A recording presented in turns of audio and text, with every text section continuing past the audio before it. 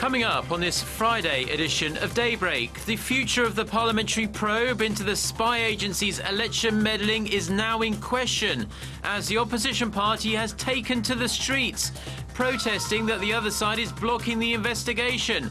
There are less than 2 weeks left in the 45-day probe. Responding to heavy criticism at home and abroad, Japan's Deputy Prime Minister Taro retracts his remarks that Tokyo should learn from the Nazis' constitutional revision. Tokyo unveils controversial survey results on the Japanese people's thoughts about the Korea-controlled Dokdo islets.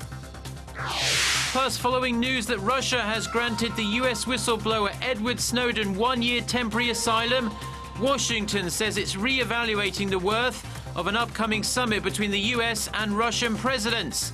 Daybreak begins now.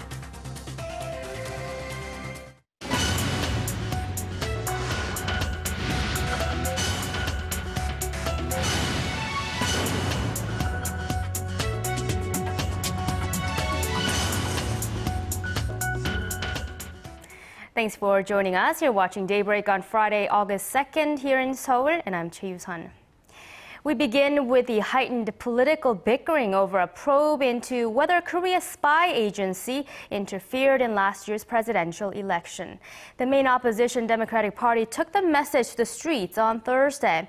And for more details, our Kim Young-il reports on how DP is protesting against the ruling Saenuri Party's lack of cooperation in the parliamentary investigation now in deadlock. The rival parties are still wrangling over who will be on the witness list for the special parliamentary probe looking into whether the nation's spy agency meddled in last year's presidential election. The main opposition Democratic Party wants guarantees that former leaders of the National Intelligence Service and National Police Agency will appear for questioning.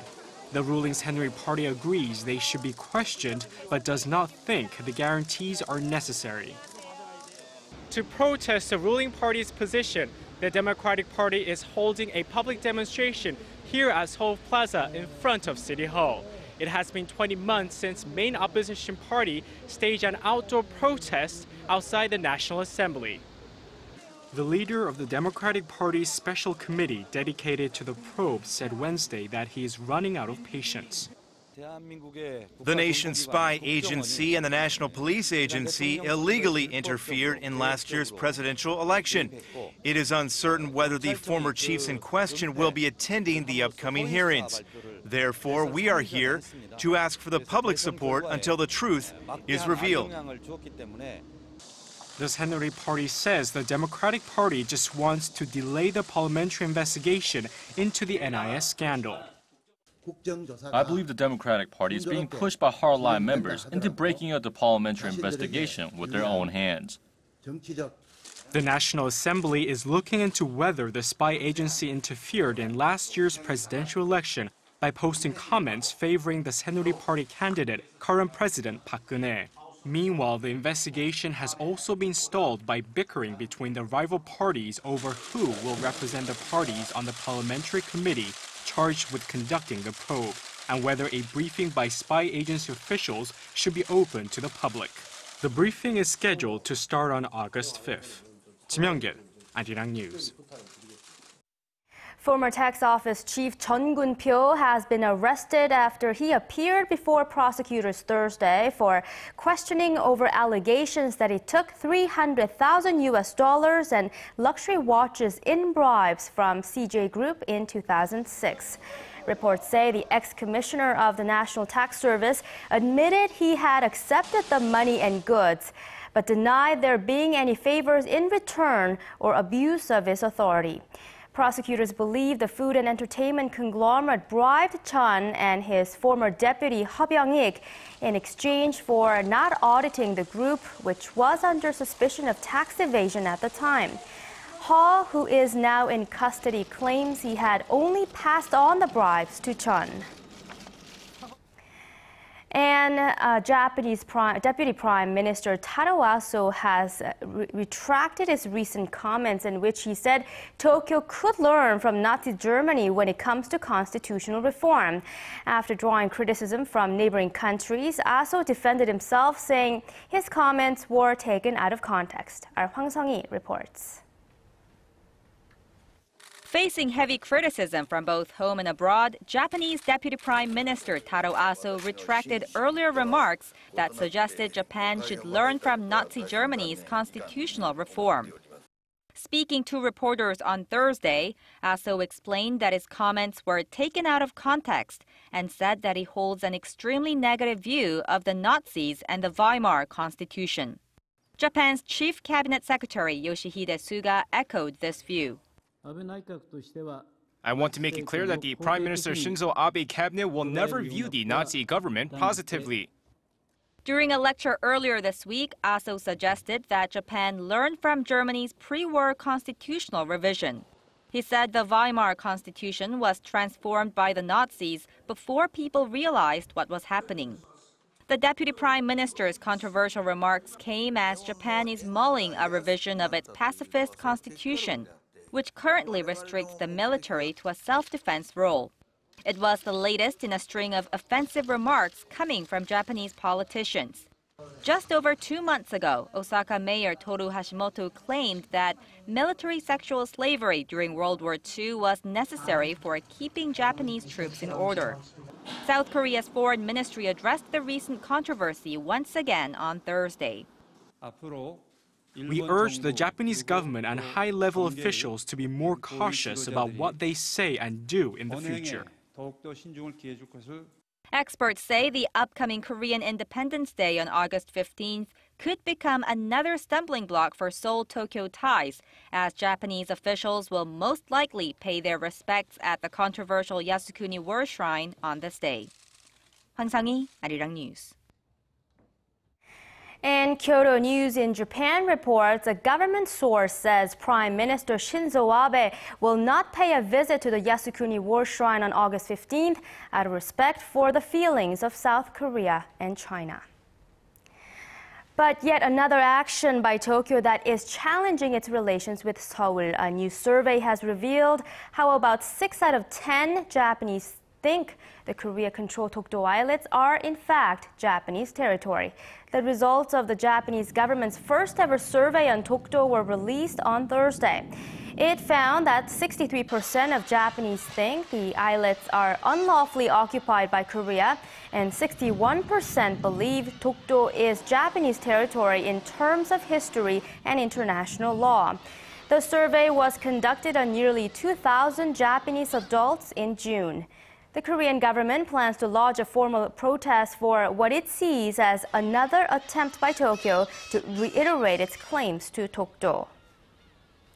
Over in the United States, the House of Representatives has passed a piece of legislation that calls for peace and reunification on the Korean Peninsula in recognition of the 60th anniversary of the Korean War armistice. The legislation was introduced by Senator Timothy Kaine last week and passed unanimously on Thursday. The Senate is also expected to pass a concurrent resolution in the near future. The House bill recognizes the historical importance of the Korean War while calling on North Korea to cease its nuclear weapons program and resume talks for peace and reunification on the peninsula.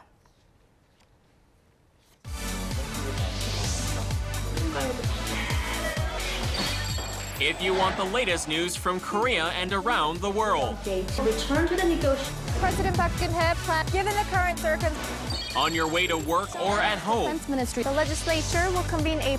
Tune into Daybreak on Arirang TV. Prime Minister Shinzo Abe said Tuesday.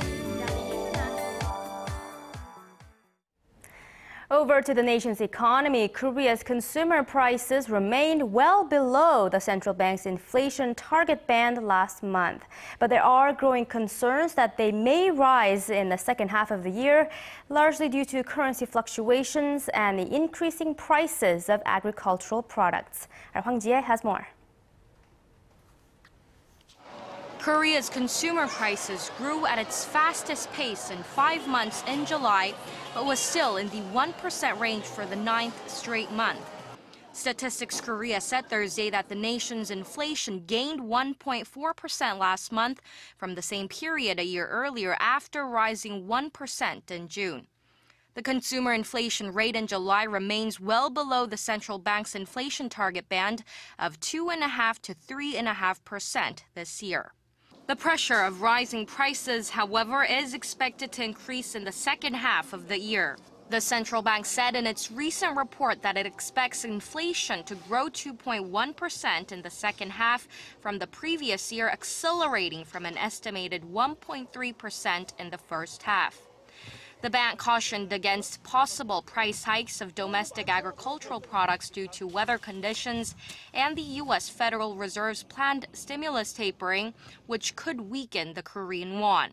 A depreciating Korean won will cause price hikes of imports like crude oil and raw materials. The central bank says the rise in public transportation fees and heating bills in the second half is also expected to push up the nation's consumer prices. 황지혜, Arirang News. Korea posted a trade surplus for the 18th consecutive month in July. The Ministry of Trade, Industry and Energy said Thursday that Korea logged exports of $45.8 billion last month, up 2.6% from a year earlier. IT, mobile devices, and semiconductors led the growth, all expanding more than 20% year-on-year.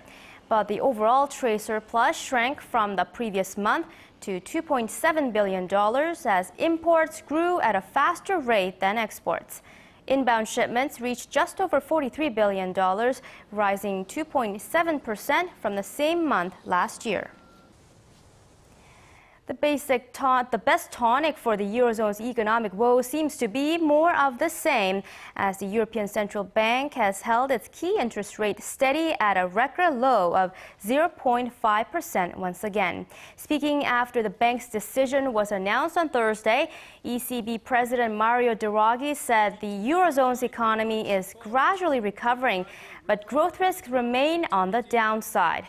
Draghi reiterated that the interest rate would stay at its current level or even lower for the foreseeable future. Analysts say Draghi wants to reassure markets that the ECB does not intend to follow the U.S. Federal Reserve's plans to taper off its stimulus program. U.S. intelligence leaker Edward Snowden is officially a free man for now. Snowden was granted temporary asylum for 1 year by the Russian government and left the transit area of a Moscow airport on Thursday, more than 1 month after taking refuge there. Snowden's lawyer says he left in a taxi after receiving the necessary documents. The former CIA contractor had been stuck in legal limbo at the Moscow airport since June 23rd after the U.S. revoked his passport. The U.S. wants him extradited on charges of leaking national intelligence. Extremely disappointed by the news, Washington says it will reconsider an upcoming summit between U.S. President Barack Obama and Russian President Vladimir Putin in September. At the U.S. Congress, just a few days before the inauguration of Iran's new president, Hassan Rouhani, the U.S. House of Representatives has passed a bill sanctioning Iran for its nuclear program. The measure would considerably cut Iran's oil exports, penalize countries importing Iranian oil, and further limit Tehran's access to overseas financial accounts. Next, the bill must pass in the Senate in September. President-elect Rouhani, who will be sworn in this Sunday, is considered more moderate than his predecessors. And in related news, North Korea's head of parliament, Kim Young-nam, is currently in Iran to attend the inauguration. Second and third generation Koreans from several different nations closed the curtain on an 11-day cultural and historical journey across Korea. While their send-off proved to be emotional, they'll each be returning home with something that will last a lifetime, a better understanding of their heritage. Our Kim Hyun-bin, who followed them through the entire tour, brought us this report. 80 Koreans with different backgrounds and nationalities had been traveling around Korea with a purpose: to learn more about their heritage. They were here on an 11-day trip, visiting key cultural and historical sites around the country. But, like all good things, the trip had to come to an end sometime. Even after just a few days together, great bonds were formed, and saying goodbye was difficult. I met some great friends and felt a sense of unity. It's too soon to part.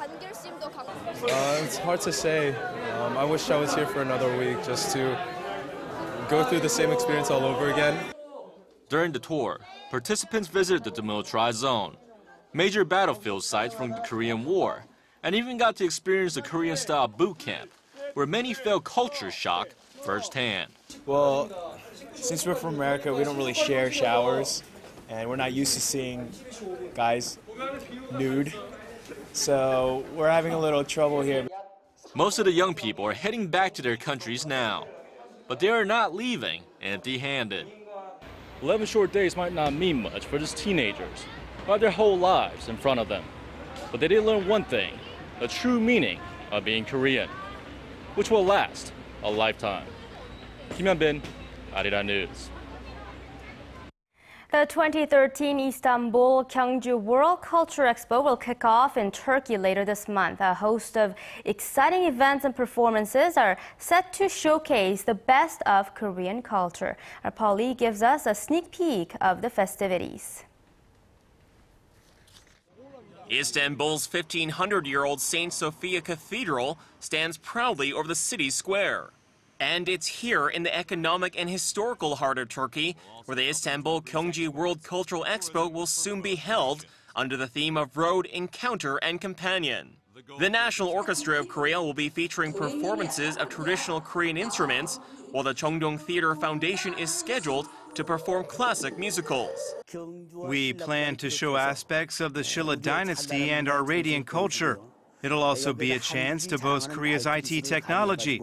We'll demonstrate both traditional and modern culture. A Silk Road exhibition is currently making its way from China to the opening ceremony in Istanbul, along the historic trade routes that once linked Europe to the Far East.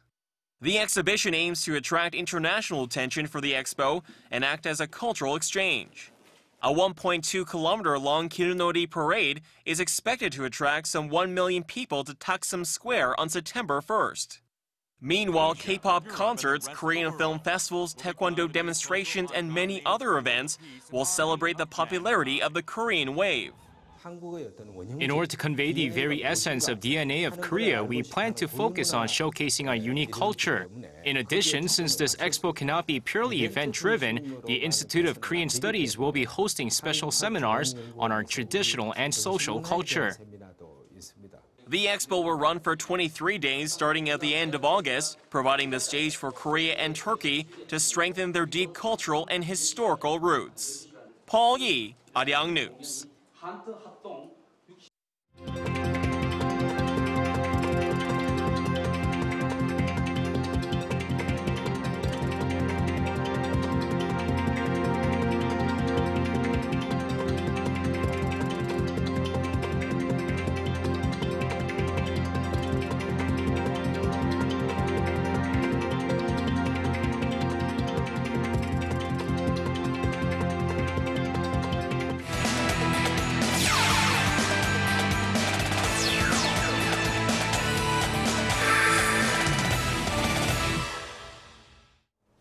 Good morning. Usually when you pay attention to a golf tournament, you want to know who won. Well, in the case of this year's Women's British Open, the question remains, will Bagin B win? Well, St. Andrews has dominated many men on the PGA Tour. Let's see how the women fared. This is Stacey Lewis, the second-ranked golfer in the world. Her third shot on the par 4 15 finds the hole. Gets a birdie the hard way. She would finish at 5 under 67 in a tie for third. Chen Na-yeon, check out her approach on 15 from the rough. She would get this pretty close and would settle for a par on the hole. She would also be among those tied at 5 under 67. Chunmi Chung for birdie on 18, and she does make it, as that would leave her also in their group at 5 under 67. Actually, a big group of 7 ladies that it is. Paginbi would not be a part of that group. Let's take a look at her birdie putt on 8. She sinks it as she finishes 3 under 69. That leaves her in a tie for 18th with 19 other golfers. She's only 3 strokes behind those, so she is clearly still in the hunt. Morgan Pressel going for birdie on 13. She would shoot a 6 under 66. Good for a share of the lead with Swede Camilla Lennarth. Meanwhile, Paginbi will be teeing off this afternoon, actually this evening at 7:48 Korean time. The greatest moment in Korean basketball history was when the national team beat China in the finals of the Asian Games back in 2002. Yao Ming was on that team, and he remembered it as the last game that he played before joining the Houston Rockets in the NBA. Well, Korea played China in their first game of this year's Asian Championships in the Philippines. And lightning struck twice as Korea topped China 63-59. Power forward Kim Ju-sung led Korea with 15 points, while Cho Sung-min and Yang Dong-gun also scored in double digits. It's still just the group stages, so China's not eliminated, but it's still a huge victory for Korea, who haven't beaten China at the Asian Championships in 16 years. Korea's next game is tonight against Iran. You know, the most frustrating thing about having a 9th team in the KBO has to be when you're the 2nd place team and you're the odd team out, having to watch the 1st place team get further and further ahead with nothing that you can do. That's LG's situation. Just last week, they were a half game behind Samsung. Samsung were looking to make it a 4-game spread as they were visiting Kia. Park Han-hee singles to right in the 2nd as that scores a run. Samsung take a 3-0 lead in the 2nd. Now, in the 4th, Samsung's bats continue to hit. Chae Hyung-woo has been on fire. That's a fair ball. It's a double down the line, part of another 3-run inning as Samsung beat Kia 12-2. Chae Hyung-woo with 3 hits and 2 RBI. 3rd place Nexon could also gain some ground on LG. Kim Min-sung to left center. This is his 11th homer, and you know what? It's a grand slam. 5-0 for Nexon. Now, Hanwha inched back to within 5-2, but Son Seok-nak has been lights out for Nexon as a closer. He picks up his 28th save as Nexon hang on 5-2. Doosan at Lotte, and Cha Jun-seok is going to launch this one to left field. Yeah, you know where that one's going. It's on the other side of the fence. His 6th homer of the year. It's a 3-run shot. Now, in the 7th, Doosan would add to their lead, and it's former Lotte DH Hong Sung-hoon who does the damage, smacking his 9th of the year. That's a solo shot as Doosan take the series 2-1 over Lotte, winning Game 3, 8-3. NC at SK, Na-sung Bum homers in the 1st for NC, his 8th of the year. The rookie has slowed down a bit, but he's still knocking it out for the Dinos. Now, NC ahead 5-2 in the 3rd, and Cha Jung makes it a 1-run game as he smacks his 19th home run. That's a 2-run shot, and all of a sudden, it's 5-4. And no game is guaranteed for NC's bullpen. Runners on 2nd with 1 out for Chung Gun-woo. He lines out to 2nd, double play to end the game. Lee Min-ho gets just his 10th save of the year, and I guess you could say does it the hard way. And don't forget to watch UFC 163 Sunday afternoon, 2 p.m. Korean time. Jun Chang-sung, a.k.a. the Korean Zombie, will be looking to become the new UFC featherweight champion as he takes on Jose Aldo in the main event. If he does win, you know, you could argue that this would do more for Korean sports than even if Park Hyun-bi were to win the British Open, only in that Koreans already dominate the LPGA, whereas perhaps a win for the Korean Zombie could mean a UFC event coming to Korea sometime in the future. We'll have to wait and see. That is your look at sports. Remember to eat healthy and get some exercise today.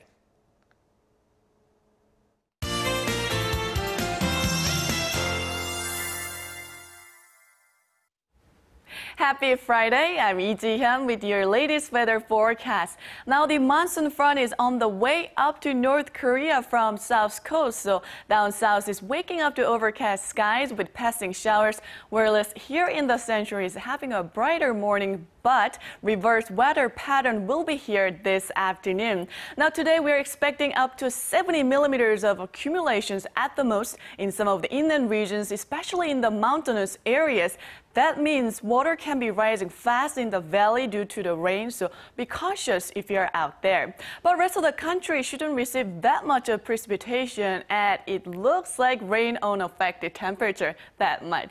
Now this weekend, rain is on tap on Saturday with low clouds sticking around in Seoul in the surrounding areas, which should pick up before noon, but it will be right back on Sunday, and it's likely to rain till early next week. However, down south will stay mostly hot. Now right now, we have a few clouds passing by, but absolutely no clouds in the Jeju this morning, and the humidity this morning will be 77% on average. So with that, let's take a closer look at today's readings. Now the Seoul and Gwangju will hike up to 31 and 32 degrees Celsius, while Busan gets up to 29.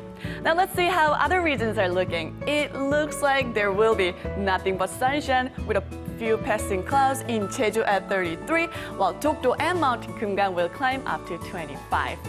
Now that's all for Korea, and here's the global forecast for viewers around the world.